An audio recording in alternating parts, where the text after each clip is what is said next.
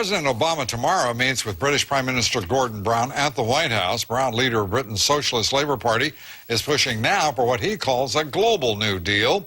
This so-called New Deal would be funded by who else? The United States of America. Kitty Pilgrim has our report. British Prime Minister Gordon Brown wants the U.S. to spearhead a New Deal-style rescue package for the global economy.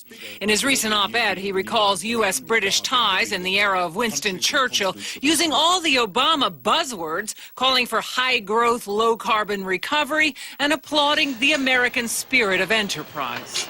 A global grand bargain is not now just necessary, but it is vitally urgent. The irony is not lost on many who study U.S.-European relations. With a couple of $1 trillion of world market losses, the U.S. has gone from international pariah to potential savior. Niall Gardner has studied European-U.S. relations for the Conservative Heritage Foundation. Here. In this case, this is not going to benefit the United States at all.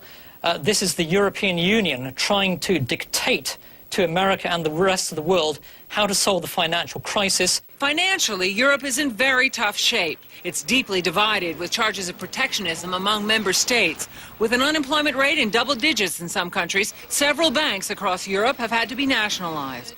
This weekend, the EU rejected a bailout for Eastern Europe. This global financial consultant says there's no question that Europe could do a lot more. Europe could cut interest rates more. The European Central Bank could cut interest rates all the way down to zero, essentially like what the Fed's done. They could provide a lot more fiscal stimulus. They've only done it in a very, very small, kind of timid way. In the U.S., the financial stimulus plan over the next 2 years is 5.5% of GDP, but it's only 1.5% in the U.K. and the Eurozone. Now, the White House today seemed to relish the prospect of being back in European good graces, saying they will see Prime Minister Brown tomorrow and will continue the conversation to have everybody in the world on the world stage acting together to improve our economy, Lou. Well, that sounds very, I don't know, sort of warm and fuzzy.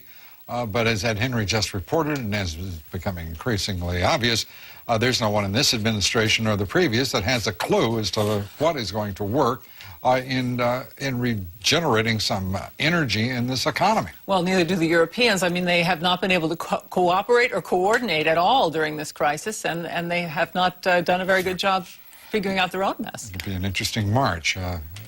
The Prime Minister and the President, shoulder to shoulder, marching into the unknown. Thank you very much, Kitty Pilgrim.